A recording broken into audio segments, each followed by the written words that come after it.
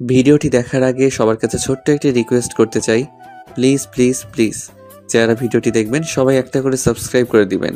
আপনাদের ভালোবাসা পেলে এমন ভিডিও আরও উপহার দিব। ভিডিওগুলো বানাতে অনেক কষ্ট হয়, আমি জানি। ভিডিওটি অনেক মানুষই দেখবেন, প্লিজ একটা করে সাবস্ক্রাইব করে দিবেন। সবাইকে পুরো গল্পটি দেখার জন্য অনুরোধ রইল। আর যারা আমাকে ভালোবাসে তারা একটা করে লাইক করে দেখিয়ে দিবেন। Love you all. তো চলুন আজকের ভিডিওটি শুরু করা যাক। আপু, তুমি আমাকে এখানে তুলে নিয়ে এসে এসব কি করছো? প্লিজ ছেড়ে দাও, বাসায় যেতে হবে আমাকে। আর মারছই বা কেন? চুপ, একদম চুপ। তোকে কতবার বলেছি আমি তোকে ভালোবাসি, কিন্তু তুই তো আমার কথার কোনো পাত্তাই দিচ্ছিস না। এত করে বলছি যেখানে পুরো মহল্লার ছেলেরা আমার পিছু পিছু ঘুরে আর আমি সেখানে তোর পিছু ঘুরি। তোমাকে তো এর আগেই বলেছি আপু, তুমি বাজে মেয়ে। মাফিয়া, মহল্লার সবাই তোমাকে অনেক ভয় পায়। সিগারেট খাও, গ্যাঞ্জাম করো, আর কি সব নোংরা পোশাক আশাক পরে বাইরে দিয়ে চলাফেরা করো।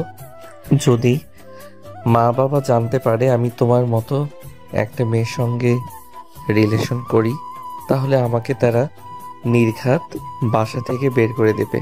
প্লিজ ছেড়ে দাও। না সোনা, ছাড়ার জন্য তো আর তোমাকে ধরি নাই। যেহেতু ধরে নিয়ে এসেছি, আজকে এক টানা একটা ব্যবস্থা করেই ছাড়বো। কি ব্যবস্থা? আর উল্টাপাল্টা কথা একদমই ভাববে না বলে দিলাম। আমাকে যেতে দাও। তুমি কিন্তু বলে যাচ্ছ আমার বাবা এখানকার পুলিশ এসআই, বাসায় গিয়ে বাবাকে সব কথা বলে দেব আমি। আর তুই হয়তো ভুলে গিয়েছিস আমি এই মহল্লার লেডি মাফিয়া। সবাই দেখে ভয় পায়। তোর বাবা তো সামান্য ঝুমু বটে।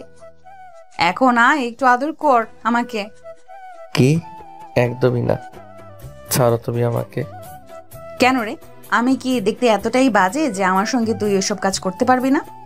দেখো আপু, তোমাকে বুঝিয়ে বলি, শরীয়তে অন্য কোনো মেয়ের দিকে বাজে দৃষ্টিতে তাকালে তাকে আল্লাহ তাআলা চোখের ভেতরে লোহা গরম করে ঢুকিয়ে দিবে।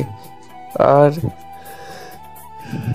সেইখানে তোমার সঙ্গে অনৈতিক কাজ আমি একদমই করতে পারবো না। ও তাহলে এই ব্যাপার, সেই কথাটা তুই আগে বলবি না? আচ্ছা ওয়েট, কাজী সাহেবকে ডেকে নিয়ে আসছি। আজকে তোর আর আমার বিয়ে হবে। কি? একদমই না আপু, আমি তো আগেও বলেছি তোমাকে বিয়ে করতে পারবো না।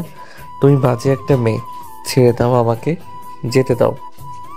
আমি ভালো করে জানি সোজা আঙুলে ঘি উঠবে না, তার জন্য আঙুলটা একটু বাঁকাতে হবে। ওয়েট, দেখাচ্ছি। কথাটা বলেই নেহা স্বাধীনের দিকে এগিয়ে যেতে লাগে।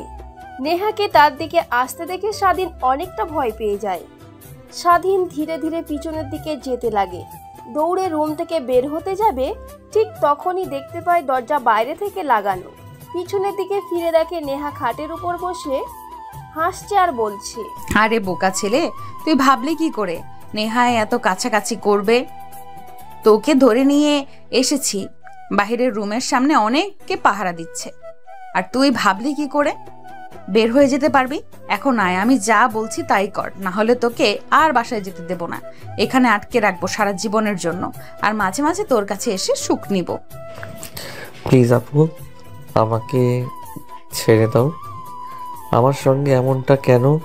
শহরে তো ছেলের কোনো অভাব নেই, আমার থেকে অনেক সুন্দর সুন্দর সুদর্শন ছেলে আছে। তুমি তাদের সঙ্গে ওইসব করো না, ওরা আর তোমাকে মানা করবে না।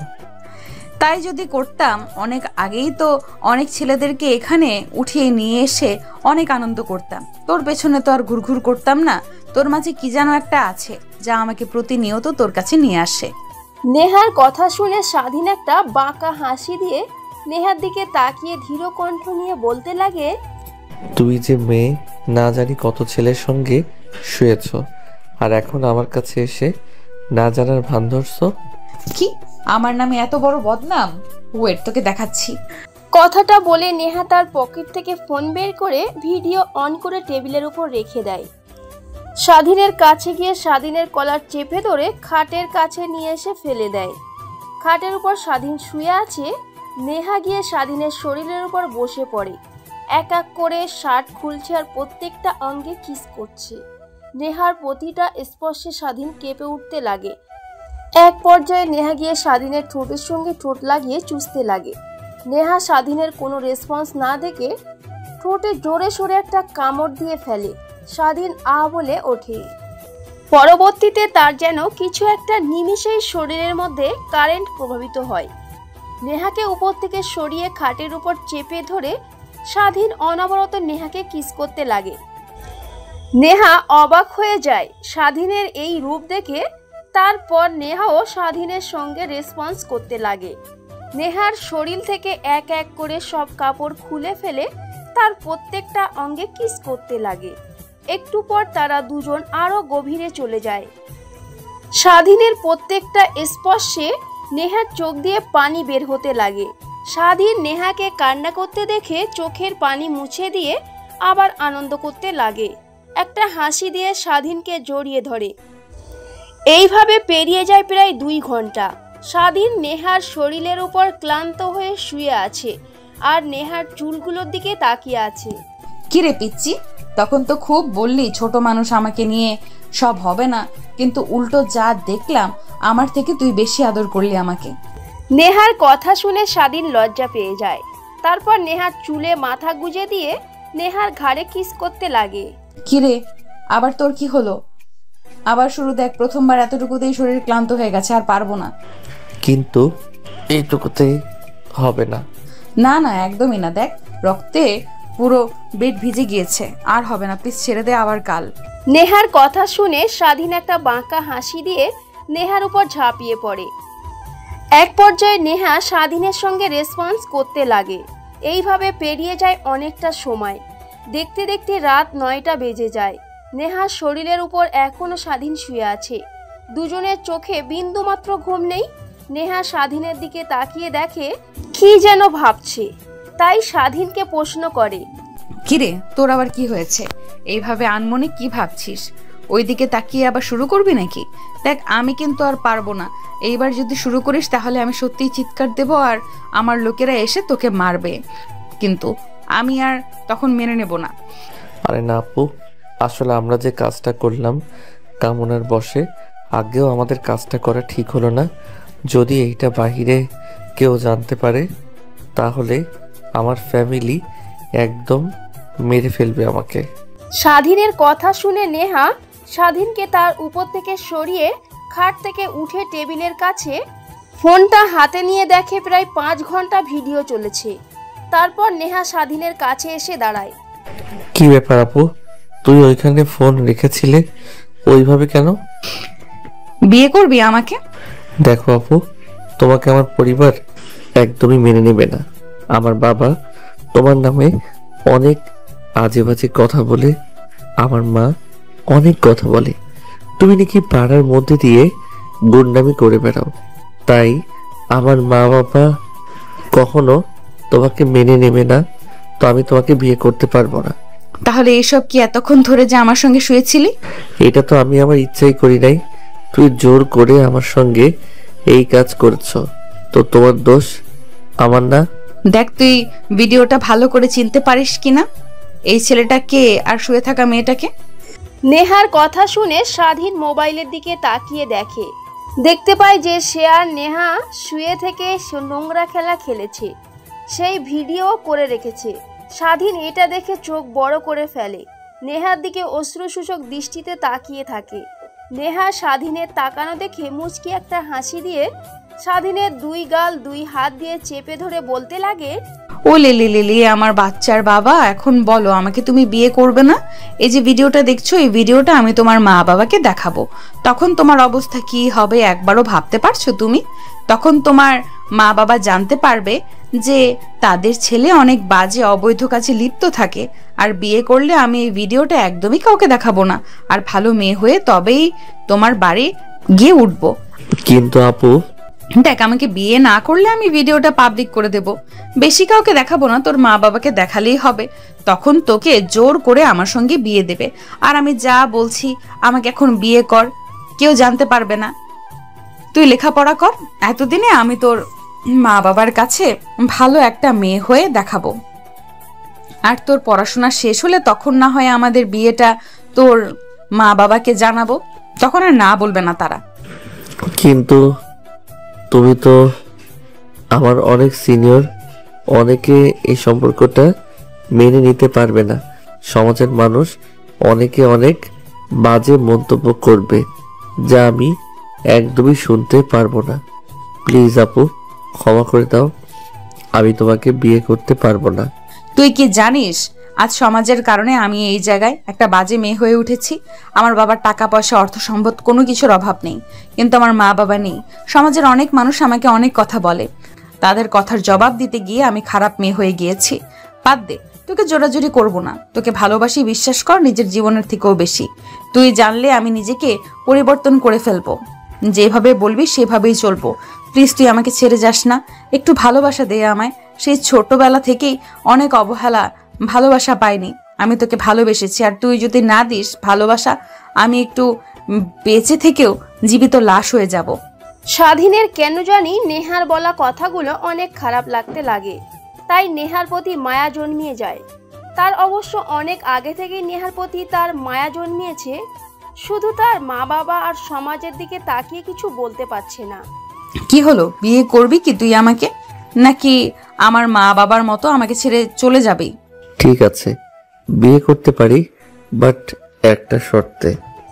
নেহা উদ্বেগ নিয়ে স্বাধীনের কাছে এসে শক্ত করে জড়িয়ে ধরে একটা কিস খেয়ে বলতে লাগে, একটা কেন, আমি তোর 1000টা শর্তেও রাজি আছি। প্লিজ তাও আমাকে ছেড়ে যেও না। আমাদের বিয়ের ব্যাপারটা ফ্যামিলিকে একদমই জানাতে পারবে না। তুমি যতদিন না আমি প্রতিষ্ঠিত হতে পারি আর আগের মতো মহল্লার মধ্যে মাফিয়াগিরি একদমই করতে পারবে না। ভালো একটা মেয়ে হয়ে চলাফেরা করবে, বাইরে যখন যাবে বোরখা পরে একদম সাধারণ একটা মেয়ের মতো। আর তোমার আশেপাশে এত ছেলে পেলে আমি একদমই সহ্য করতে পারবো না। সবাইকে আজ থেকে কাজ থেকে বের করে দিবে। ঠিক আছে, তোমার শর্তে রাজি আমি। আচ্ছা, এখন ওদেরকে কাজী সাহেবকে ডেকে নিয়ে আসতে বলছি। আরে আপু, তুমি কি এইভাবে বাইরে যাবে নাকি?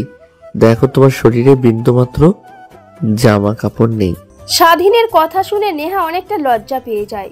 তারপর ফ্লোরে পড়ে থাকা জামা কাপড় পরিধান করে নেয়। স্বাধীনও ঠিক একই জামা কাপড় পরে নেয়। দরজা খুলে বাহিরে গিয়ে দেখে তার সব ছেলে পেলে বাহিরে দাঁড়িয়ে আছে। দরজা খোলার শব্দে সবাই পিছনে ফিরে তাকায়। কোনো সমস্যা হয়েছে আপনার? না, কিছুই হয়নি। তোরা গিয়ে কাজী সাহেবকে ডেকে নিয়ে আয়, আর আরেকজন মার্কেটে গিয়ে আমার জন্য লেহেঙ্গা আর স্বাধীনের জন্য শেরওয়ানি কিনে নিয়ে আসবে খুব তাড়াতাড়ি। ঠিক আছে ম্যাম, আমাদের মাত্র 1 ঘন্টা সময় দিন, আমরা সবকিছু নিয়ে আসছি।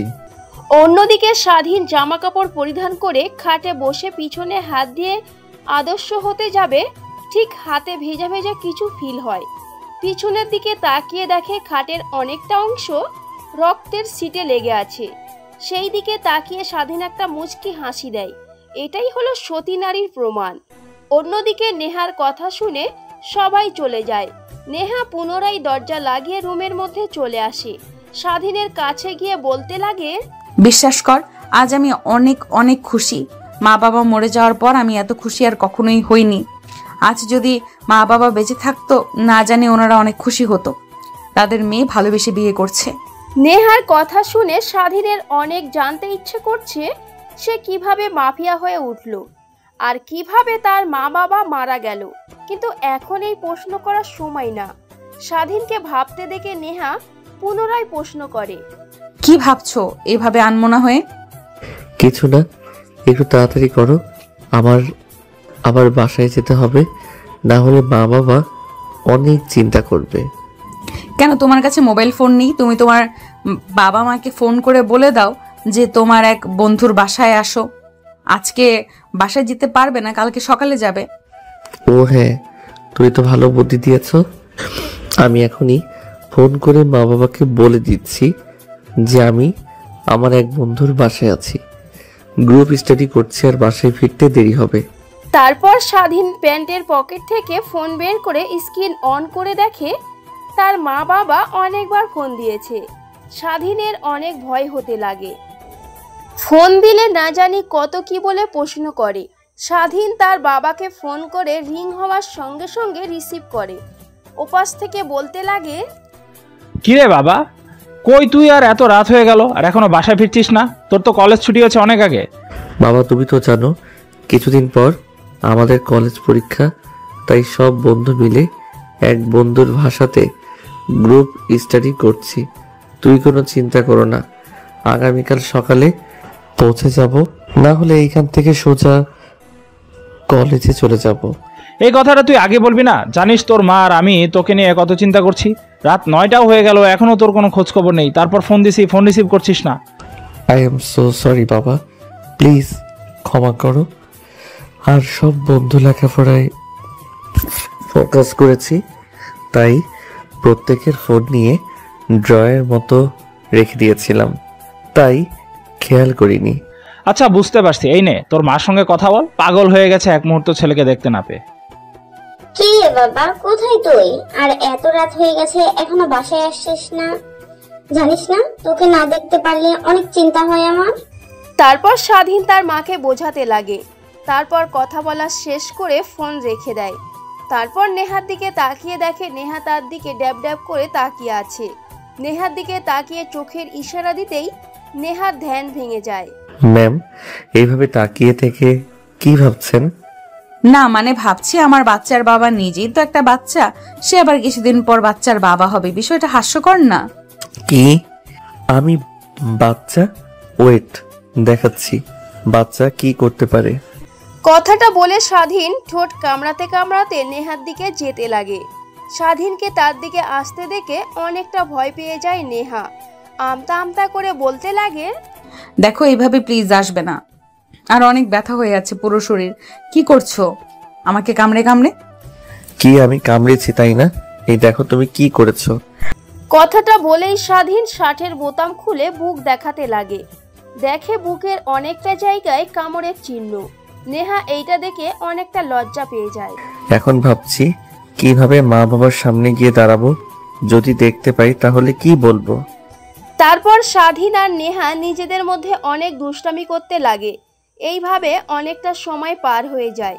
ঠিক তখনই নেহা স্বাধীনকে বলে, আচ্ছা ওয়েট, তোমার নাম্বারটা দাও তো। এই নাম্বারে জন্য কত ঘুরেছি, কিন্তু কোথাও থেকে জোগাড় করতে পারি নাই। 01568, এইটা হলো আমার নাম্বার। তারপর নেহা স্বাধীনের নাম্বারটা সেভ করে লিখে রাখে আমার বাচ্চার বাবা। স্বাধীন নাম্বারটা দেখে মুচকি একটা হাসি দেয়। ঠিক তখনই দরজায় কড়া নাড়ে আর শব্দ পায়। নেহা গিয়ে দরজা খুলে দিয়ে দেখে একটা ছেলে হাতে 2টা প্যাকেট। ম্যাম এই নেন, এই প্যাকেট আপনার জন্য লেহেঙ্গা আছে, আর এই প্যাকেটে স্যারের জন্য শেরানি আছে। তারপর নেহা ছেলেটার কাছ থেকে 2টা প্যাকেট নিয়ে দরজা লাগিয়ে দেয়। স্বাধীন অবাক হয়ে নেহার দিকে তাকিয়ে বলে, কি এই 2টা প্যাকেজের মধ্যে আছে? একটাতে তোমার জন্য শেরওয়ানি আর আরেকটাতে আমার জন্য লেহেঙ্গা আছে। চলো গোসল করে নিই, এই অবস্থায় তো আর রেডি হওয়া যাবে না, যা করেছো আমার। ঠিক তখনই দরজায় আবার কেউ একজন এসে দরজা কড়া নাড়ে। নেহা প্যাকেটটা সোফায় রেখে দরজা খুলে দেখে আরো একটা ছেলে দাঁড়িয়ে আছে। দরজা খুলতেই নেহা বলে, ম্যাম কাজী সাহেবকে ডেকে নিয়ে এসেছি, নিচে ওয়েট করছে আপনাদের জন্য। আচ্ছা যাও, আর অল্প কিছুক্ষণ ওয়েট করতে বলো, আমরা এক্ষুনি তৈরি হয়ে আসছি। ঠিক আছে ম্যাম। তারপর নেহা দরজা লাগিয়ে আবার রুমের মধ্যে যায়। তারপর স্বাধীনের কাছে গিয়ে বলে, কাজী সাহেব এসেছে, নিচে অপেক্ষা করছে আমাদের জন্য, চলো তাড়াতাড়ি গোসল করে নিই। নেহার কথা শুনে স্বাধীন নেহাকে কোলে তুলে নেয়। নেহা আচমকা চোখ বন্ধ করে ফেলে।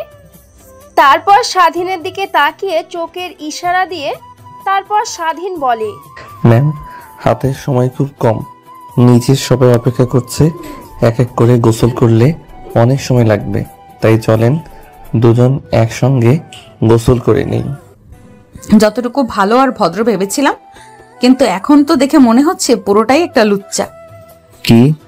আমি তোমাকে আবার কি করলাম? নিজের হবু ওকে কোলে তুলে একসঙ্গে গোসল করব, এটাতে আবার লুচ্চামের কি আছে? দেখো এমন করলে কিন্তু নামিয়ে দেবো, আবার বলে দিলাম।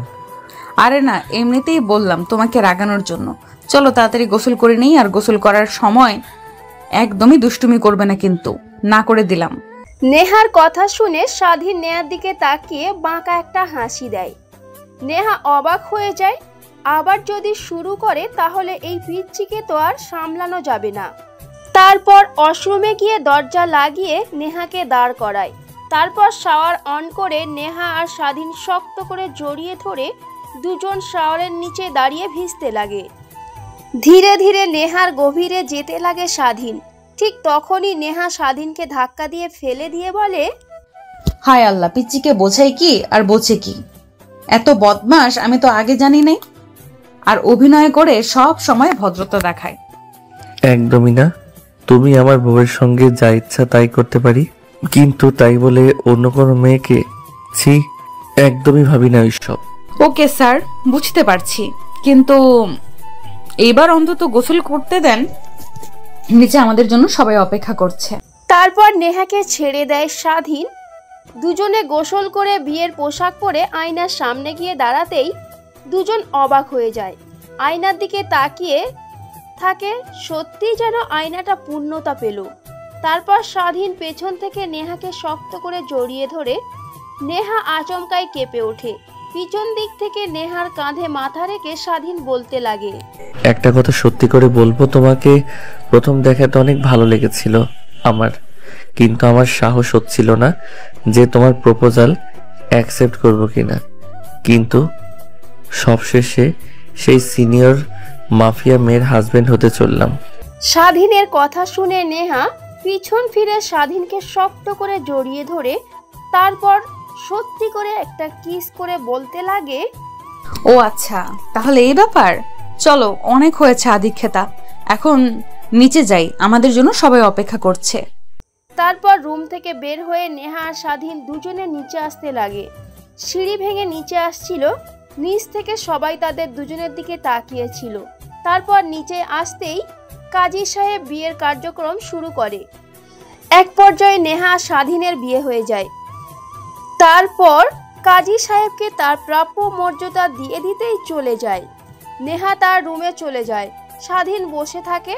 একটু পর একটা টাকা ভর্তি বিটকেস নিয়ে আসে, টেবিলের উপর রেখে বলতে লাগে, তোরা আমার সঙ্গে অনেক দিন হলো কাজ করছিস, তোরা আমাকে অনেক উপকার করেছিস, ওদের ঋণ কখনো পরিশোধ করার মতো না, কিন্তু আমি আর এই কাজ করতে চাচ্ছি না। সাধারণ মানুষের মতো চলাফেরা করতে, সাধারণ মানুষের মতো চলতে চাচ্ছি। তাই আজ থেকে আর লেডি মাফিয়া নয়, সামান্য একটা মেয়ে হয়ে চলবো। আর এই ব্রিফকেসে যা টাকা আছে তা তোরা সবাই ভাগাভাগি করে নিবি, আর তোদেরকে আসতে হবে না। তোরা এই টাকা নিয়ে যে কোনো একটা ব্যবসা শুরু করবি, সেই রোজগার করে চলতে পারবি, আর কখনো যেন এই অন্যায়ের পথে তোদের না দেখি। কিন্তু ম্যাম, আমাদের তো অনেক শত্রু, আপনাকে একা পেয়ে তারা যদি আক্রমণ করে তখন কি হবে? আপনি একলা তাদের সঙ্গে লড়তে পারবেন না। তোরা সকলকে বলে দিবি যে আমি আর এই পথে নেই, এই পথ থেকে সরে এসেছি, তাই ওরা আর আমার উপরে আক্রমণ করবে না, ওরা এমনিতেই সাম্রাজ্য পেয়ে যাবে। আর হ্যাঁ, তোরা যেন কোনো অন্যায় কাজের সঙ্গে আর যেন লিপ্ত না হয়, ছেলে মেয়েদের নিয়ে সুখে শান্তিতে সংসার কর, এই দোয়াই করি। তারপর নেহা এক এক করে সবাইকে 3 বান্ডিল করে টাকা দিতে লাগে। সবাইকে টাকা দেওয়া শেষ হলে চলে যায়। শুধুমাত্র বাসায় অল্প কিছু কাজের মেয়ে রাখে, যারা কিনা রান্না বান্না করবে। এই জন্যে স্বাধীন নেহার কর্মকাণ্ড আর কথা বলার ধরন দেখে অনেক ভালো লাগে। রাত অনেক হয়ে গেল। নেহা স্বাধীনকে নিয়ে তার রুমে যায়। দেখে রুম আগের অবস্থাতে নেই, বাসরঘর সাজিয়েছে। অল্প সময়ের মধ্যে কে বা কারা সাজিয়েছে এই চিন্তা করতে লাগে নেহা। দরজা লাগিয়ে স্বাধীনের সামনে এসে সালাম করতে নিবে, ঠিক তখনই নেহাকে উঠিয়ে স্বাধীন বুকের সঙ্গে জড়িয়ে ধরে। নেহাকে একটু রাগানোর জন্য বলে, সিনিয়র আপু, আপনার স্থান আমার পায়ের নিচে নয়, আমার বুকে, বুঝলেন? এই বুকে ডান পাশে। কি কুত্তা, আমি তোর কি লাগি? আপু লাগি তাই না? দেখাচ্ছি আমি তোর আপু লাগি না বাচ্চার মা লাগি। কথাটা বলেই নেহা স্বাধীনের গলা চেপে ধরে। স্বাধীন নেহাকে ভয় দেখানোর জন্য জিহ্বা বের করতে লাগে। নেহা স্বাধীনকে ছেড়ে দিতেই স্বাধীন হাসতে লাগে। ফাজিল কোথাকার, আমি তো এরকম স্বাধীনকে কখনোই ভালোবাসিনি যে সারাদিন ভদ্র, কখনো কোনো মেয়ের দিকে তাকায় না। আর এত বাজে হয়ে গেছো তুমি। কই বাজে হয়েছি? শুধু তুমি আমার বিয়ে করে স্ত্রী, তাই তোমার সঙ্গে এই ব্যবহার করছি, না হলে অন্য মেয়ে তোমার জায়গায় থাকলে কখনোই এরকম ব্যবহার করতাম না। ও আচ্ছা। হ্যাঁ ম্যাম সাহেব, চলুন আবার শুরু করি। কথাটা বলেই স্বাধীন জিহ্বা বার করে ঠোঁট পিষতে লাগে। নেহা স্বাধীনের কাছে এসে বলতে লাগে, আর হবে না, এমনিতেই তুমি আমাকে যে অবস্থা করেছো ব্যথা হয়ে আছে। এখন যদি আবার হয় তুমি তাহলে নির্ঘাত মরে যাব। নেহার কথা শুনে স্বাধীন একটু রাগ দেখিয়ে খাটের উপরে গিয়ে শেরবানি খুলে শুয়ে পড়ে। নেহা বুঝতে পারে স্বাধীন অনেক রেগে গিয়েছে, তাই স্বাধীনের পাশে আদর্শ হয়ে মাথায় হাত বুলিয়ে দিতে লাগে। কি ব্যাপার, আমার বাচ্চার বাবা দেখে আবার রাগও করতে পারে। তা বাচ্চার বাবার কি হয়েছে, কিভাবে রাগ ভাঙাবো? করেন তো, একদমই আবেগক্ষিত দেখাবেন না। জানি এখান থেকে কিছুই হয়নি আমার। ওলে লে লে লে, এত রাগ? আসলে আমি চাচ্ছিলাম যে এই পবিত্র রাতে আর কিছু না করে দুজন সাধারণ গল্প করে কাটিয়ে দেব। স্বাধীন উদ্বেগ নিয়ে সোহা থেকে উঠে বসে নেহার দিকে তাকিয়ে প্রশ্ন করে, আচ্ছা ঠিক আছে, বাট তোমার গল্প শুনতে আমার অনেক মন চাচ্ছে। তোমার বাবা কিভাবে মারা গেল, তুমি কিভাবে এই নোংরা কাজে লিপ্ত হলে, মাফিয়া হয়ে উঠলে? ও আচ্ছা ঠিক আছে, তোমাকে সব কথা খুলে বলছি। আমার পায়ে মাথা রাখো, আমি হাত বুলিয়ে দিচ্ছি। স্বাধীন ছোট বাচ্চাদের মতো নেহার পায়ের উপর মাথা রাখে। তারপর নেহা স্বাধীনের মাথায় হাত বোলাতে লাগে। আমি ছিলাম আমার বাবা মার একমাত্র মেয়ে। আমি বেঁচে তো তাদের কোনো সন্তান ছিল না, তাই আমার বাবা মা আমাকে অনেক ভালোবাসতো। আর আমার বাবা ছিল এই শহরের নামকরা বিজনেসম্যান। বাংলাদেশের টপ 10 কোম্পানির মধ্যে আমার বাবার কোম্পানি ছিল নাম্বার 6। অনেক অনেক টাকা পয়সার মালিক ছিল। তুমি যদি কাজ কাম না করো, তুমি, তোমার ছেলে আর তার ছেলে আমার বাবার টাকা রেখে গিয়েছে, যা খেয়ে ফুরাতে পারবে না। তারপর নেহা স্বাধীনকে বোঝানোর জন্য শুরু থেকে বলতে লাগে। ফ্ল্যাশব্যাক। কি রে মা, সকাল তো হয়েছে কখন? তোর স্কুলের সময় পেরিয়ে যাচ্ছে, ঘুম থেকে উঠছিস না? কলেজে যাবি না? আরে মা, তুমিও না সকাল হতে না হতেই কানের কাছে এসে অ্যালার্ম শুরু করে দাও। আর একটু ঘুমাতে দাও, কলেজের অনেক দেরি আছে মা। কি রে, ঘড়ির দিকে তাকিয়ে দেখ কটা বাজে। সকাল 9টা বাজছে, আর তোর কলেজ 10টা থেকে। কি বলছো, সত্যি 10টা বাজে? একটাবার ঘড়ির দিকে তাকিয়ে অন্তত দেখ কটা বাজে। তারপর নেহা ফোনটা খুঁজে খুঁজে হাতে নিয়ে দেখে 9টা 10 বাজছে। নেহা অবাক হয়ে যায়, এত বেলা অবধি সে ঘুমোলে তাকে কলেজে যেতে হবে, আর আজকে ইম্পর্টেন্ট ক্লাস আছে। তড়িঘড়ি করে ওয়াশরুমে চলে যায়। ফ্রেশ হয়ে গোসল করে পোশাক পরে ব্যাগটা কাঁধে নিয়ে দৌড়ে নিচে চলে আসে। মেন দরজা দিয়ে বের হতে যাবে, ঠিক তখনই পিছন থেকে নেহার বাবা ডাকতে লাগে।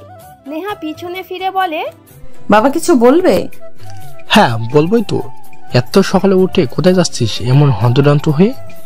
কি সকাল? এখন তো 9টা 30 বাজে, তুমি সকাল বলছো? কাজের সময় পার হয়ে যাচ্ছে। অন্যদিকে নেহার মা কিচেন রুম থেকে ডাকছে। নেহা মাথায় হাত দিয়ে ফ্লোরে বসে পড়ে। 7টা বাজে মানে? আমার মোবাইলে তো 9টা 30 দেখাচ্ছে। আচ্ছা ওয়েট।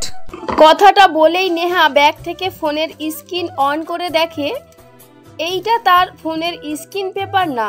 ফোন উল্টে দেখে এইটা তার ফোন না, এটা তার মায়ের ফোন। রেগে অগ্নিদৃষ্টি ধারণ করে নেহা। নেহার বাবা মেয়ের রাগের কারণ বুঝতে পারেন। নেহার মা কিচেন রুম থেকে হাসতে হাসতে বের হয়ে আসে। মনে আছে কালকের কথা? খাবার টেবিলে কি বলেছিলি? ঠিক তখনই নেহা দরজার সামনে বসে থেকে চিন্তা করতে লাগে। কালকে খাবার টেবিলে তার মার সঙ্গে সে একটা দেয়ার নিয়েছিল। সে কখনোই কালকে 9টার আগে ঘুম থেকে উঠবেই না। তাই নেহার মা বুদ্ধি করে তার ফোনের টাইম চেঞ্জ করে নেহার পাশে রাখে, আর নেহার ফোনটা সে হাতে নিয়ে নেয়। নেহাকে ডাক দিতেই সে সময় দেখে উঠে রেডি হয়ে যায়। আর কি বলেছিলি মনে আছে? আবার নেহা কালকে রাতে তার মায়ের সঙ্গে বলার কথায় চিন্তায় ঝাঁপ দেয়। ঠিক আছে মা, আমি কখনোই কালকে 9টার আগে আমাকে ঘুম থেকে তুলতে পারবে না। যদি ঘুম থেকে তুলতে পারো তাহলে তুমি যা বলবে তাই করব। তোকে কিছুই করতে হবে না, বয়স তো আর কম হলো না। আমার একটা বান্ধবীর ছেলে আছে, কিছুদিন আগেই লন্ডন থেকে লেখাপড়া করে এসেছে। তাকে দেখতে হবে, যদি ছেলেটার পছন্দ হয় আর তোর যদি পছন্দ হয় তাহলে তোদের দুজনকে বিয়ে দিয়ে দেব। এটাই আমার শর্ত, রাখবি? আমি জানতাম তুমি এরকম কোনো না কোনো শর্ত দেবে, আর আমি এতে রাজি হয়ে যাব। এত পাগল আমি নই। এখন বিয়ে করতে পারবো না। এছাড়া তুমি যা বলবে তাই করব। আচ্ছা, তাহলে এই মাসে তোর হাত খরচের 50% টাকা আমি নিয়ে নেব, বাকি 50% টাকা দিয়ে তুই চলাফেরা করবি। কি 50% টাকা? আমার তো ফুল টাকা দিয়ে মাস কোনো মতে চলে যায়। আচ্ছা, তারপরও আমি রাজি আছি। ভুরু কুচকে কথাগুলো বলে নেহা। ওকে, ডান। আরে তোমরা দুই মামে কি শুরু করলে বলো তো? খাবার খেতে এসেছি আর কি দেওয়া নিয়ে পড়ে আসো তোমরা। রাখো তো, রাহান খাবার দাও। নেহা কথাটা চিন্তা করে রেগে যায়, ব্যাগটা আছাড় দিয়ে ফেলে দেয়। তারপর রেগে বলে, না, এটা আমি মানি না। তুমি আমার সঙ্গে চিটিং করেছো, এটা হয় নাই। আমি দিতেছি। তুমি না, তুমি চিটার। এখন বললে তো আর হবে না, এই মাসের 50% টাকা আমার। তারপর নেহা আর নেহার মা ঝগড়া করতে লাগে। নেহার বাবা পাশে দাঁড়িয়ে থেকে দেখতে লাগে। এখন এইসব নেহার বাবার অনেক ভালো লাগে। মা আর মেয়ের দুষ্টামি। এইভাবে অনেক দিন পার হয়ে যায়। নেহা মনোযোগ দিয়ে কলেজে যায়, ক্লাস করে, বাসায় আসে। এমনই চলছিল দিনকাল। একদিন কলেজ ছুটি হয়ে যায় গরমের সেই সুবাদে। নেহা আর কলেজে যায় না। একদিন খাবার টেবিলে বসে নেহা, নেহার মা, নেহার বাবা খাবার খাচ্ছিল। এমন সময় নেহার বাবা বলে, মা, তোর তো কলেজ বন্ধ 1 মাস, তা এই 1 মাস বাসায় থেকে কি করবি? চল গ্রামে যাই, অনেকদিন তো হলো গ্রামে যাওয়া হয় না, সবাই আমাদের দেখার জন্য মরিয়া হয়ে আছে, চল। না বাবা, গ্রাম আমার একদমই ভালো লাগে না। গেলে পরে তুমি আসতে চাও না খুব সহজে। আবার ওইখানে নেটওয়ার্কও পাওয়া যায় না, ওয়াইফাইয়ের ব্যবস্থা নেই, রাতে ঘুমাতে হয়, আশেপাশে অনেক পোকামাকড় দেখি। আবার একটু বৃষ্টি হলে বাহিরে দিয়ে হাঁটা যায় না, পায়ে কাদা লেগে যায়। তাই আমি যাব না। তোমাদের যদি খুব ইচ্ছা হয় তোমরা যেতে পারো, আমি একাই বাসায় থাকতে পারবো। আর কাজের মেয়েরা তো আছেই। তাই বলে তোকে রেখে যাব? আমাদের সঙ্গে গেলে অনেক ভালো হতো না? সবাই তোকে দেখার জন্য অনেক মরিয়া হয়ে পড়েছে। সেই ছোটবেলার সময় তোকে দেখেছিল আর দেখেনি। যত যাই বলো না কেন বাবা, একদমই আমি যেতে পারবো না গ্রামে। তোমরা গিয়ে ঘুরে আসো। আমি বান্ধবীদের সঙ্গে প্ল্যান করেছি যে আমরা সবাই সেন্ট মার্টিন ঘুরতে যাব। ও আচ্ছা, কিন্তু একটু দেখে শুনে মা, তুই আমাদের একমাত্র মেয়ে, তোকে নিয়ে আমাদের অনেক আশা ভরসা। ঠিক আছে বাবা। তারপর সবাই খাবার খেয়ে রুমে চলে যায়। পরের দিন সকালবেলা নেহা ঘুম থেকে উঠে দেখে তার মা বাবা নেই। অনেক করে খুঁজতে লাগে, মোবাইলে ফোন করলেও ফোন রিসিভ হয় না। তাই একটা কাজের মেয়েকে ডাক দিতেই নেহার কাছে আসে। তারপর তাকে প্রশ্ন করে, আচ্ছা আন্টি, বাবা আর মা কোথায় গিয়েছে? তাদেরকে তো দেখতে পাচ্ছি না। ও মা, তুমি উঠেছো?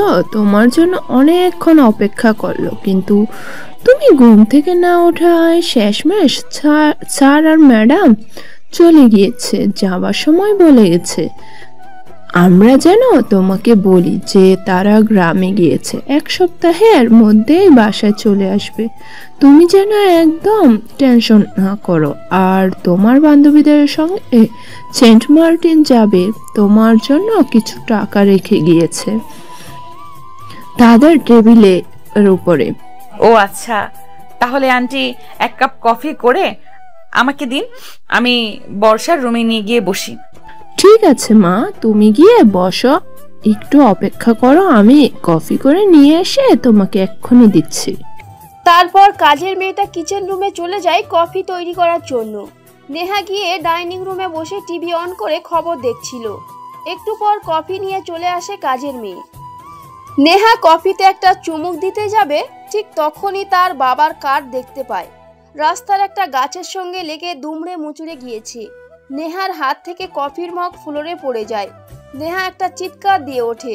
নিমিষে বাড়ির সব কাজের লোকেরা একত্র হয়ে যায়।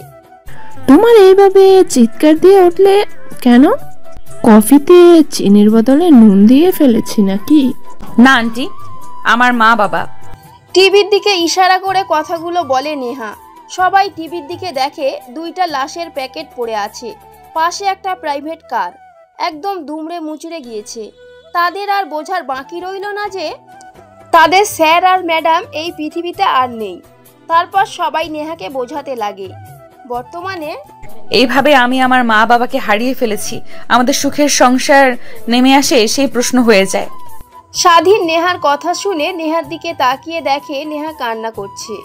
স্বাধীন তার 2 হাত দিয়ে নেহার চোখের পানি মুছে দিয়ে বলে, আর একদমই কান্না করবে না, আমি তো আছি তোমার পাশে, তোমার জীবনকে ঠিক আগের মতো সুখী করতে। তা বুঝতে পারলাম আঙ্কেল আন্টি এইভাবে পৃথিবী ত্যাগ করেছে, তা তুমি কিভাবে মাফিয়া হলে? স্বাধীনের কথা শুনে নেহা একটা বাঁকা হাসি দিয়ে চোখে একটু ঘৃণা লাগিয়ে বলতে লাগে, তাহলে শোনো কিভাবে মাফিয়া হয়ে পড়লাম। মা বাবা যখন মারা যায় তখন আমি একা হয়ে পড়ি। আমার বাবার কোটি কোটি টাকার 6 সম্পত্তি যে যার মতো দখল করে নেয়, রীতিমতো আমাকে বাড়ি থেকে বের করে দেয়। আমি কি করব কিছুই বুঝতে পারি না। আমি শুধু মার কাছ থেকে একটা কথাই জানতে পারছিলাম যে আমার একটা মামা আছে, সে নাকি এই শহরের নাম করা পিয়া, আর বাবা মাফিয়া একদম পছন্দ করে না, তাই আমার মামার সঙ্গে সম্পর্ক রাখিনি। এরপর আমি আমার মামার খোঁজ করতে লাগি। এক পর্যায়ে আমি আমার মামার খোঁজ পেয়ে যাই, তারপর আমি আমার মামার কাছে যাই, মামার সঙ্গে চলতে লাগি। মামা আমাকে মাফিয়া হিসেবে তৈরি করে। এরপর আমার বাবার সম্পত্তি সব এক এক করে দখল করতে লাগে। পুনরায় ফিরে পাই আমার বাবার সব সম্পত্তি, কিন্তু নিজেকে অনেক বদলানোর চেষ্টা করেছি, কিন্তু আশেপাশে অনেক লোক আমার অগোচরে অনেক কথা বলতো। ভালো হতে গিয়েও পারিনি, সবাই শুধু একটা নামেই আমাকে চিনতো, লেডি মাফিয়া। আর কেন জানি আমারও ভালো লাগতো, সবাই আমাকে দেখে ভয় পেত, তাই আমি আর এই পথ থেকে সরে আসিনি। এইভাবেই চলতে লাগে দিনগুলো। আর তখনই একদিন তোকে দেখতে পাই, দোকান থেকে বাজার করছিস। ওই দিন আমি বাজারের মধ্যে থেকে টাকা তুলছিলাম, চান্দা। তোকে দেখতে পাই আর তোকে ভালো লেগে যায়। এরপরে টুকু তো জানিসই সব। হ্যাঁ জানি। তারপরে আমার পেশা বেশে পড়েছে, আমি পাত্তা দেইনি। শেষমেশ জোর করে বিয়ে করেছো, আমার মতো ছোট্ট একটা পোলা খেয়ে বিয়ে করেছো তুমি। আমি তো তোমাকে পুলিশে গিয়ে ছেলে নির্যাতন নামে মামলা দেব। হা হা করে হাসতে লাগে নেহা। স্বাধীন মুখ ঘুরিয়ে নেহার হাসির দিকে অপলক দৃষ্টিতে তাকিয়ে আছে। অনেক মামলা শুনেছি, বাট আজই প্রথম শুনতে পেলাম পুরুষ নির্যাতন নামে মামলা দেবে।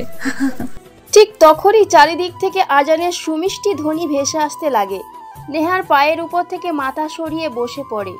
নেহার দিকে তাকিয়ে বলে, হাই হাই, সকাল হয়ে গিয়েছে, পুরো রাত এইভাবেই কাটিয়ে গেল, কিছুই তো করতে পারলাম না। যা দুষ্টু জুনিয়র বর আমার। আর বলতে হবে না, পরে তোমার খবর নিচ্ছি। এখন আসো, অজু করে নামাজ পড়ে নেই। তারপর স্বাধীন আর নেহা দুজনে পোশাক পরিবর্তন করে ওয়াশরুমে গিয়ে অজু করে বাইরে এসে নামাজ পড়ে নেয়। নামাজ পড়া শেষ হলে নেহা আর স্বাধীন দুজন দুজনের দিকে তাকিয়ে থাকে। স্বাধীন নেহাকে তার দিকে ঘুরিয়ে নিয়ে এসে শক্ত করে জড়িয়ে ধরে কপালে একটা চুম্বন করে। কিভাবে যে আমি এই সিনিয়র মেয়ের প্রেমে পড়ে গেলাম নিজেও জানি না। ধ্যাৎ, বাদ দাও তো, এখন চলো ছাদে যাই। না, অনেক ঘুম পেয়েছে, রাতে একটু ঘুমাইনি, প্লিজ একটু ঘুমাতে দাও। তা বললে তো আর হবে না। আমার অনেক দিনের ইচ্ছা তোমাকে নিয়ে ছাদের ওপরে দোলনায় দুজনে পাশাপাশি বসে কফি খাবো আর দুজনে দুজনের দিকে তাকিয়ে থাকবো। কিন্তু কোনো কিন্তু বললে হবে না, এখন চলো আমার সঙ্গে। তারপর নেহা আর স্বাধীন দুজনে কিচেন রুমে চলে যায়। তারপর 2 কাপ কফি প্রস্তুত করে দুইজনেই ছাদে চলে যায়। ছাদে গিয়ে দোলনায় বসে পড়ে নেহা আর স্বাধীন। দুজনে পাশাপাশি কফি খেতে লাগে আর দুজন দুজনের দিকে তাকিয়ে থাকে। আচমকায় নেহা বলতে লাগে, জানো আজ 8 বছর পর ছাদে উঠেছি। এত সকালে অনেক ভালো লাগছে। আমার মা বাবা মরে যাওয়ার পর এত সকালে কখনোই ঘুম থেকে উঠিনি, আর ভাবতেও পারিনি কখনো এইভাবে তোমাকে নিয়ে ছাদে বসে সকালটা উপভোগ করতে পারবো। নেহার কথা শুনে স্বাধীনের অনেক ভালো লাগতে লাগে। দুজনে কফি খেতে লাগে। এক পর্যায়ে নেহা স্বাধীনের কাঁধে মাথা রেখে স্বাধীন নেহাকে তার বুকের সঙ্গে জড়িয়ে ধরে। এইভাবে অনেকটা সময় পার হয়ে যায়। এক পর্যায়ে তারা দুজন ছাদ থেকে নেমে আসে, রুমে গিয়ে ঘুমিয়ে পড়ে। স্বাধীনের ঘুম ভাঙতেই অন্ধকার অনুভব করে। তারপরে ভাবতে লাগে আবার রাত হয়ে গেল না তো। চোখের উপর হাত দিতেই চুল দেখতে পায়। দেখে নেহা স্বাধীনকে শক্ত করে জড়িয়ে ধরে রেখেছে, যেন ছেড়ে দিলেই স্বাধীন চলে যাবে আবার। তারপর নেহাকে পাশে সরিয়ে খাট থেকে উঠতে যাবে অমনি নেহা আবার স্বাধীনকে জড়িয়ে ধরে ঘুমিয়ে পড়ে। নেহাকে স্বাধীন সরিয়ে দিয়ে উঠে দাঁড়াতেই দেখে নেহা দাঁড়িয়ে পড়েছে। স্বাধীন নেহার দিকে তাকিয়ে মুচকি একটা হাসি দিয়ে বলতে লাগে, কি হয়েছে ম্যাম, হঠাৎ করে উঠে পড়লেন যে, ঘুমিয়ে পড়েন। ঘুম আসছে না আমার। তা তুমি এত সকাল সকাল উঠেছো, কোথাও যাবে? কলেজে যেতে হবে না, মা বাবাকে বলেছি, না হলে আবার আমাকে অনেক দুশ্চিন্তা করবে। ও আচ্ছা, তাহলে যাও। ওয়াশরুমে যেতে হবে কেন? একটু আগে তো অজু করে নামাজ পড়েছি। তুমি আমার ব্যাগটা এনে দাও আর কলেজের পোশাকটা এনে দাও আমাকে। এনে দিচ্ছি, বাট তুমি যাও, ওয়াশরুম থেকে ফ্রেশ হয়ে আসো। নেহা এক প্রকার স্বাধীনকে জোর জবরদস্তি করে ওয়াশরুমের ভিতরে ঢুকিয়ে দেয়। স্বাধীন আয়নার দিকে তাকিয়ে অবাক হয়ে যায়। পুরো মুখে লিপস্টিকের দাগ। স্বাধীন বুঝতে পারে এই কাজটা নেহা ব্যতীত আর কেউ করবে না। মুচকি একটা হাসি দিয়ে ফ্রেশ হতে লাগে। ফ্রেশ হয়ে ওয়াশরুম থেকে বের হয়ে সামনের দিকে তাকিয়ে দেখে নেহার এক হাতে শার্ট প্যান্ট, অন্য হাতে ব্যাগ নিয়ে দাঁড়িয়ে আছে। তারপর শার্ট প্যান্টটা নিয়ে পরিধান করে নেয়। ব্যাগটা কাঁধে নিয়ে রুম থেকে বের হতে যাবে, ঠিক তখনই নেহা গিয়ে স্বাধীনকে পেছন থেকে জড়িয়ে ধরে বলতে লাগে, কখনোই আমাকে ছেড়ে যাবে না তো? জানো, এই অল্পতেই তোমাকে অনেক বেশি ভালোবেসে ফেলেছি আমি, আমার জীবনের থেকেও বেশি। তুমি যদি ছেড়ে চলে যাও আমাকে, তাহলে আমার এই জীবন রাখাটাই পুরোটাই বৃথা। বেঁচে থেকেও জীবিত মরে যাব। এমনিতেই মা বাবার সুখ কাঁপিয়ে উঠতে পারিনি, এখনো তোমাকে আপন করে বাকিটা পথ চলতে চাই, বাঁচতে চাই। ওকে সিনিয়র আপু, এটা নিয়ে ভাবতে হবে না। আমি কখনোই তোমার এই হাত ছাড়ছি না, শক্ত করে জড়িয়ে ধরেছি। যদি না তুমি মৃত্যুর আগ পর্যন্ত, না যদি না তুমি চাও। আচ্ছা, কখনো আবার তো বুড়ো কিংবা সিনিয়র বলে আমাকে কখনোই অবহেলা করবে না তুমি। স্বামী আর স্ত্রীর সম্পর্কটা হলো মধুর, আর কোনো স্ত্রী স্বামীর কাছে বুড়ো হয় না, বুঝলে? বয়স যতই হোক না কেন, তার কাছে সবসময় সেই পরী থেকে যায়। তুমি আমার পরী, পরী থেকে যাবে আজীবন। স্বাধীনের কথা শুনে নেহা মুচকি একটা হাসি দেয়। তারপরে স্বাধীনের ঠোঁটের সঙ্গে ঠোঁট লাগিয়ে প্রায় 5 মিনিট পর ছেড়ে দেয়। তারপর পিছন থেকে নেহা স্বাধীনকে উদ্দেশ্য করে বলতে লাগে, আচ্ছা চলো, তোমাকে নামিয়ে দিয়ে আসি।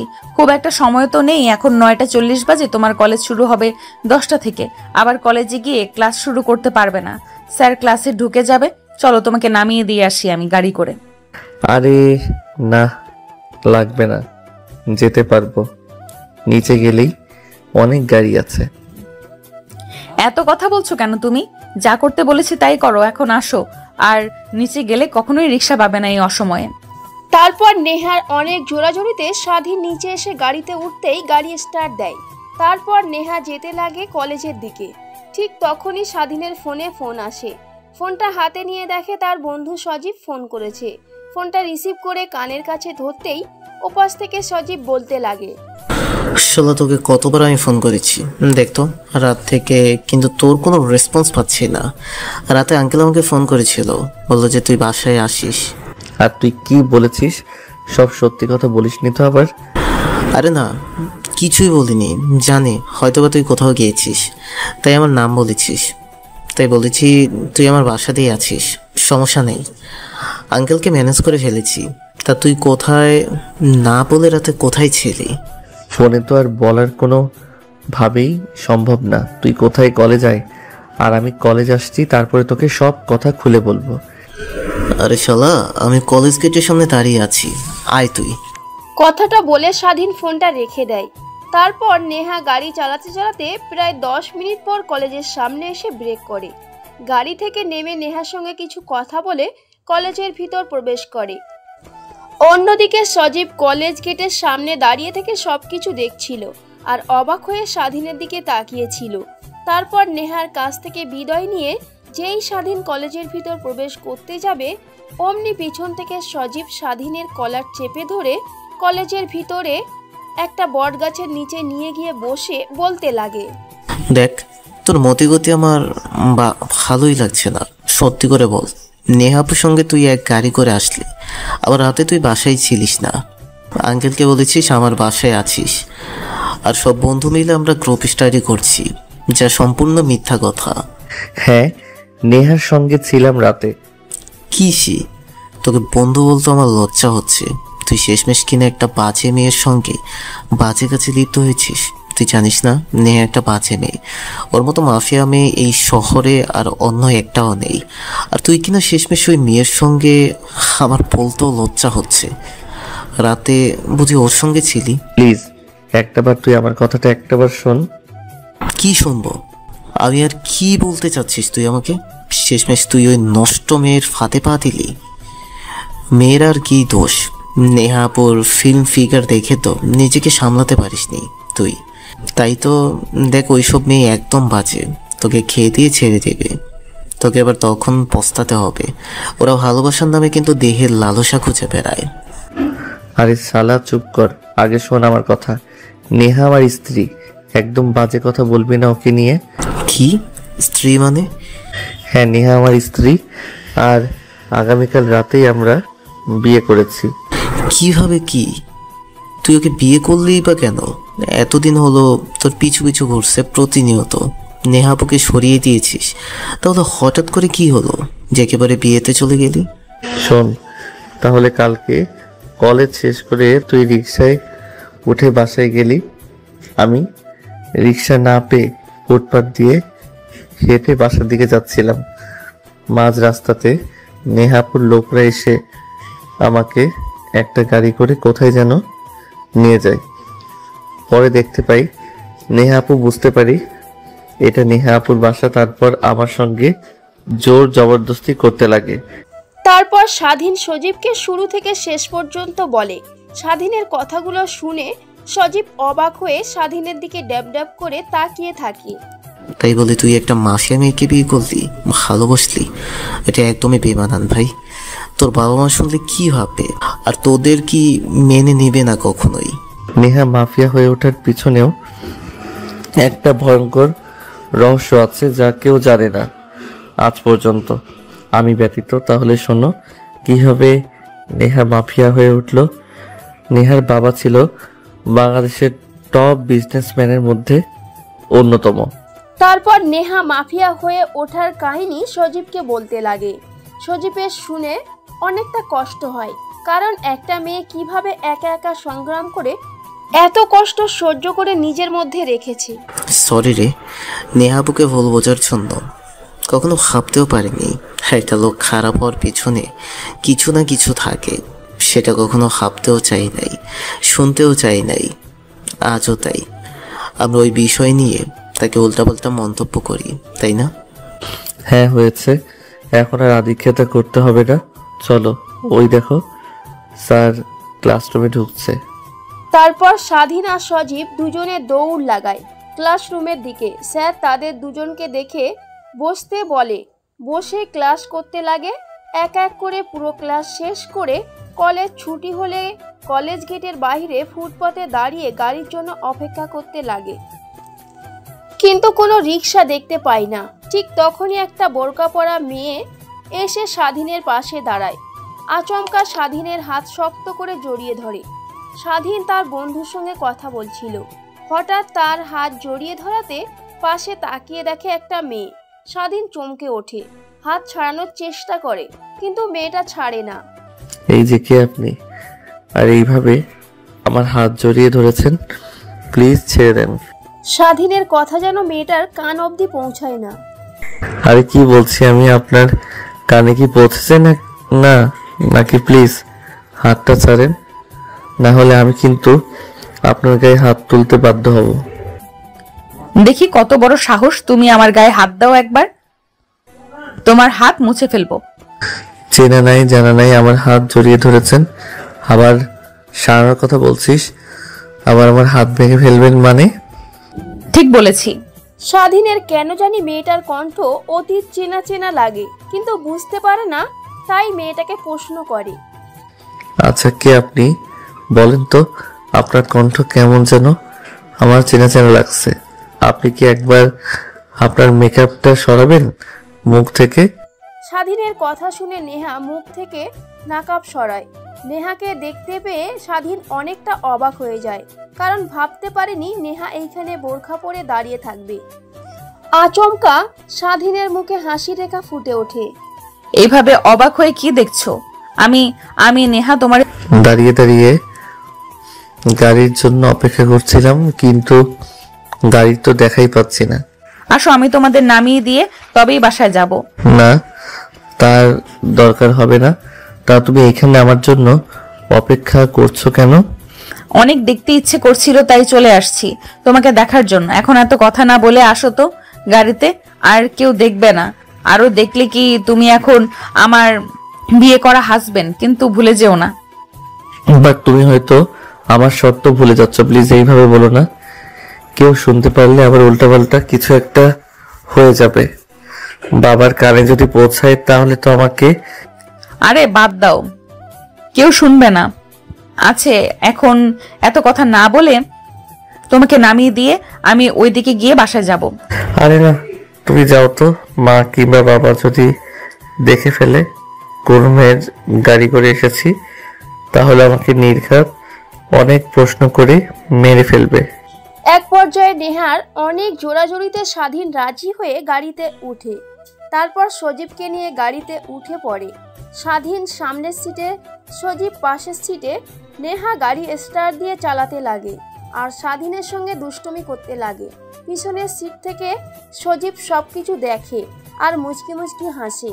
এক পর্যায়ে সজীবের বাসার সামনে এসে গাড়ি ব্রেক করে। সজীব গাড়ি থেকে নেমে যায়। স্বাধীনের বাসা আর একটু আগেই। স্বাধীনকে নামিয়ে দেয় নেহা। তারপর স্বাধীনকে বিদায় জানিয়ে নেহা গাড়ি স্টার্ট করে বাসায় চলে আসে। অন্যদিকে স্বাধীন গাড়ি থেকে নেমে তার বাসার সামনে গিয়ে দরজায় কলিং বেল বাজাতে লাগে। স্বাধীনের মা এসে দরজা খুলে দেয়। স্বাধীনকে দেখতে পেয়ে প্রশ্ন করে, বাবা তুই এসেছিস? আমি তো ভাবলাম আজকেও তুই তোর বন্ধুর বাসায় যাবি। আয় আয়, শরীরে কি হাল করেছিস? রাতে ঘুম আসিস না নাকি? নাকি সব বন্ধুরা মিলে রাত ভোর লেখাপড়া করিস আর দুষ্টুমি করিস? আরে মা, তুমিও না দরজার সামনে দাঁড়িয়ে কি আজকে প্রশ্ন করছো? আমাকে শরত রুমে যেতে দাও। তারপর স্বাধীন তার মাকে পাশ কাটিয়ে রুমে চলে আসে। টেবিলের উপর ব্যাগ রেখে খাটের উপর শুয়ে পড়ে। কেন জানি বারবার নেহাকে অনেক করে দেখতে ইচ্ছে করছে তার। এটাই বুঝি ভালোবাসা, যার জন্য তাকে এক পলক দেখার জন্য নেহা ছুটে গিয়েছিল কলেজের সামনে। বারবার নেহার কথা ভাবতে লাগে। এক পর্যায়ে মোবাইলের ডাটা অন করে নেহার নাম্বারে ফোন করে। ফোন করার সাথে সাথে নেহা রিসিভ করে। মনে হয় মোবাইলের সামনে বসে স্বাধীনের ফোন করার অপেক্ষা করছিল। ভিডিও কল দিয়ে দেখে নেহা বাসায় তার খাটের উপর বসে আছে। এত তাড়াতাড়ি বাসাতে চলে গিয়েছো কিভাবে? ডিয়ার হাজবেন্ড, আপনি হয়তোবা ভুলে গিয়েছেন যে আমার বাসা থেকে আপনার বাসা মাত্র 10 মিনিটের দূরত্ব, কিন্তু গাড়িতে করে আসলে 3 মিনিট লাগে মাত্র। ও আচ্ছা। তারপর স্বাধীন নেহার সঙ্গে সেই অবস্থাতেই কথা বলতে লাগে। এইভাবে পেরিয়ে যায় 1 ঘন্টা। অন্যদিকে স্বাধীনের মা কিচেন রুমে রান্না করছিল, কিন্তু স্বাধীনকে দেখতে না পেয়ে চিন্তিত হয়ে যায়। কারণ প্রত্যেকদিন স্বাধীন কলেজ থেকে এসে ফ্রেশ হয়ে কিচেন রুমের সামনে গিয়ে তার মার সঙ্গে দাঁড়িয়ে আড্ডা দিবে, না হলে সোফার উপর বসে টিভি দেখবে। বসার রুমে কিন্তু 2 জায়গার একটাতেও নেই। চিন্তিত হয়ে রান্না রেখে স্বাধীনের রুমের দিকে যেতে লাগে। দরজার সামনে গিয়ে অনবরত দরজায় কড়া নাড়তে লাগে। স্বাধীন নেহার সঙ্গে কথা বলছিল। হঠাৎ দরজায় কড়া নাড়ায় ফোন রেখে দরজা খুলে দেয়। দেখে সামনে তার মা হাতে খুন্তি নিয়ে দাঁড়িয়ে আছে। কি হয়েছে মা? এইভাবে কেউ দরজায় নক করে নাকি? একটু হলেই তো দরজা ভেঙে ফেলতে। আমি যদি 1 মিনিট পর দরজা খুলতাম। কি ব্যাপার বাবা, ঠিক আছিস তো তুই নাকি? কেন মা, আমার কি হতে যাবে? না মানে বলতে চাচ্ছে যে প্রত্যেকদিন কলেজ থেকে এসে কিচেন রুমের সামনে গিয়ে আমার মাথার ঘাম কিন্তু আজকে নেই। আবার সোফায় বসে টিভি দেখছিস, বসার রুমে কিন্তু সেখানেও নেই। কি হয়েছে তাই দেখে অনেকটা চিন্তিত হলো। তাই তো রুমে আসলাম, এসে দেখে দরজা লাগানো, আর অনেক ভয় পেয়ে যায়। তাই এভাবে দরজায় কড়া নাড়ি, দরজা আটকে রুমের মধ্যে কি করছিস তুই? আরে মা, তুমিও না, আমি এখন বড় হয়েছি, ম্যাচিউরড হয়েছি। আমার কি প্রাইভেসি বলে কিছু নেই? হ্যাঁ হয়েছে, আমার ছেলে অনেক বড় হয়ে গেছে, কিছুদিন পর বিয়েও করাতে হবে তাই না? একটু পর তোর বাবা আসবে, আমি ডাক দিতেই নিচে আসিস খাবার টেবিলে খাবার খাওয়ার জন্য। ঠিক আছে। কথাটা বলেই স্বাধীন তার মায়ের মুখের সামনে দরজা লাগিয়ে দেয়।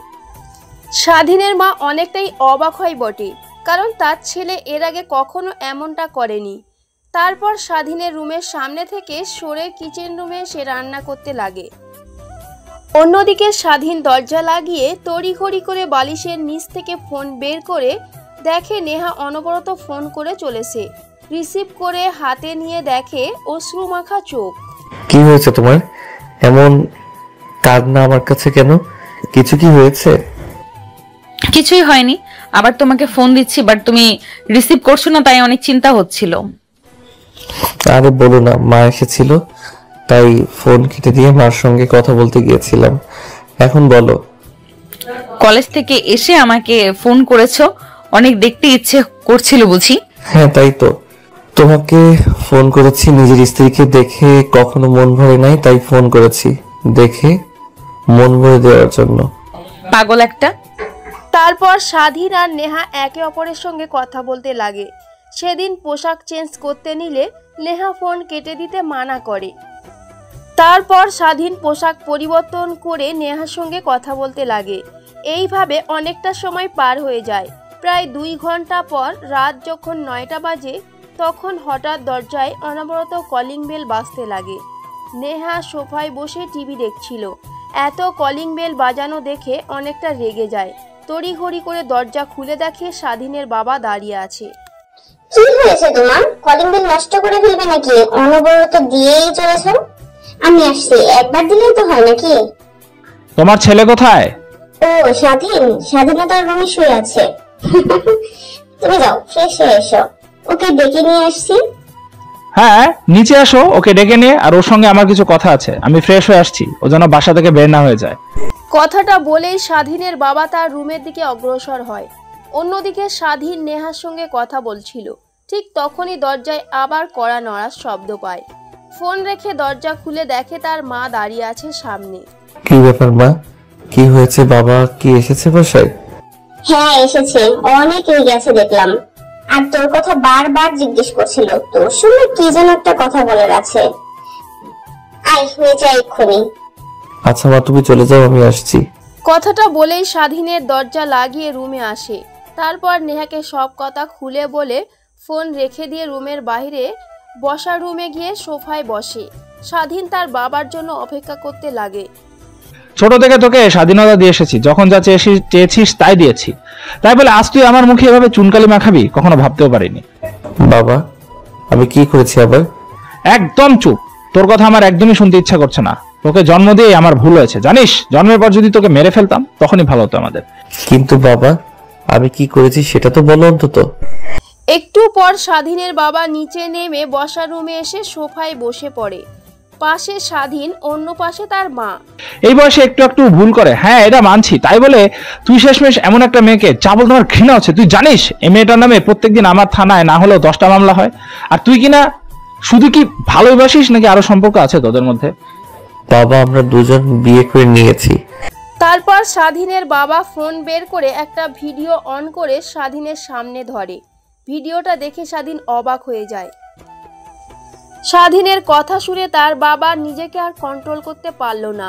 স্বাধীনের কাছে এসে কলার চেপে ধরে ঠাস ঠাস করে থাপ্পড় মারতে লাগে। ঠিক তখনই স্বাধীনের মা এসে ছাড়ানোর চেষ্টা করে, কিন্তু স্বাধীনের বাবা তাকে সরিয়ে দেয়।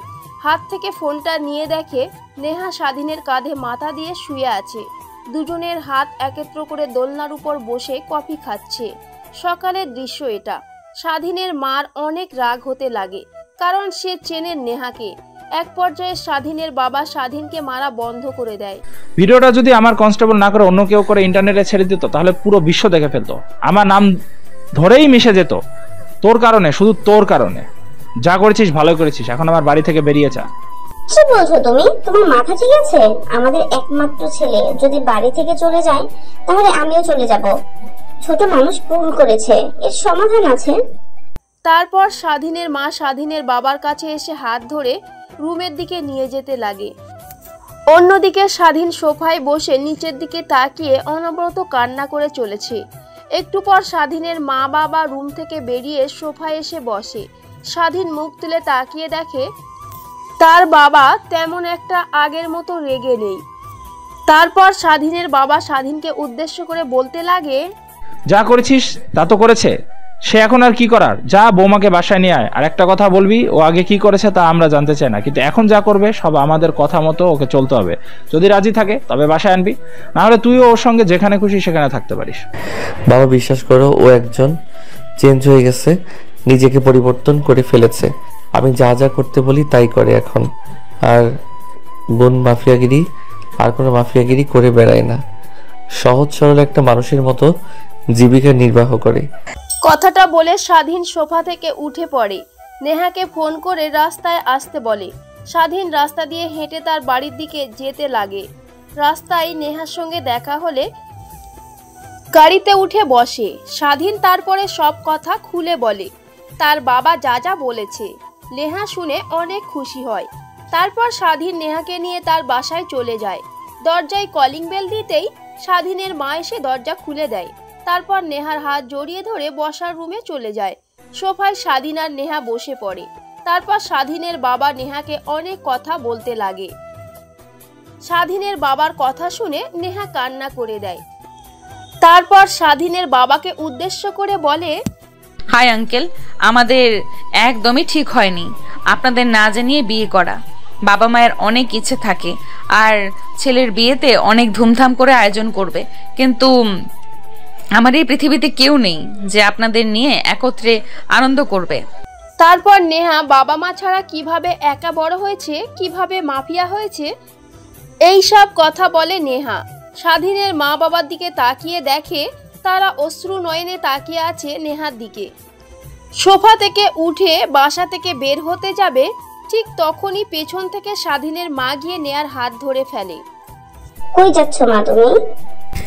যেদিকে দুই চোখ যায়, চেয়েছিলাম অন্যান্য মেয়েদের মতো এমন একটা সুখের সংসার থাকবে যেখানে স্বামী থাকবে, শ্বশুর থাকবে, শাশুড়ি থাকবে, কিন্তু আমার সেই কপাল নেই। আপনারা তো আমাকে মেনে নেবেন না। আপনাদের না জানিয়ে আপনার ছেলেকে বিয়ে করেছি। আল্লাহ হাফেজ, ভালো থাকবেন, আর কখনোই দেখতে পাবেন না আমাকে। কি বলছো মা? আমাদের ছেলের বউকে আমরা মেনে নেব না? মানে হ্যাঁ, তোমার প্রতি একটু রাগ কমে আছে, তার মানে এই না যে মেনে নেব না, মেনে নিয়েছি তো আর রাগও কমে গেছে তোমার কষ্টের কথা শুনে। কিন্তু শ্বশুর আব্বা তো মেনে নিল না আমাকে। কে বলেছে আমিও মেনে নিয়েছি? কিন্তু এখন আর একদমই মাফিয়াগিরি করা যাবে না, কিন্তু আমার ছেলের মতো কথা চলতে হবে। ঠিক আছে। তারপর স্বাধীন, নেহা, স্বাধীনের মা বাবা সবাই একত্রে বসার রুমে বসে আড্ডা দিতে লাগে। এখনো হয়তো বা এই আড্ডার রুমটা পূর্ণতা পেল। সেইভাবে অনেকটা সময় গল্প করতে লাগে। নেহার অনেক ভালো লাগে স্বাধীনের মা বাবার সঙ্গে কথা বলে। তারপর খাওয়া দাওয়া করে নেয়, যে যার রুমে চলে যায়। অন্যদিকে স্বাধীন রুমে ঢুকে রুমের দরজা লাগিয়ে দেয়। ধীর গতিতে নেহার দিকে এগিয়ে যেতে লাগে। নেহা স্বাধীনকে তার দিকে আসতে দেখে আমতা আমতা করে বলে, দেখো, কালকের ব্যথা এখনো কমেনি, 3টা ট্যাবলেট খেয়েছি। তারপরও প্লিজ আজকে কিছুই হবে না, শরীর ঠিক হোক তারপর। সেইটা বললে তো আর হবে না। আমার আদর পেয়েছে, তোমাকে আদর করব, এটাই শেষ ব্যথার ট্যাবলেট, আরো 2টা খেয়ে নিও। কথাটা বলেই স্বাধীন খাটের উপর দিয়ে লাফ দিয়ে নেহার শরীরের উপর পড়ে যায়। তারপর অনবরত নেহাকে কিস করতে লাগে। ধীরে ধীরে নেহার শরীর থেকে সম্পূর্ণ পোশাক খুলে ফেলতে লাগে। নিমিষেই দুইজন হারিয়ে যায় ভালোবাসার এক অতল গভীরে। গল্পটি এখানেই শেষ করলাম। দেখা হচ্ছে অন্য কোনো নতুন ভিডিওতে। ততক্ষণ আপনারা ভালো থাকবেন, সুস্থ থাকবেন। ধন্যবাদ।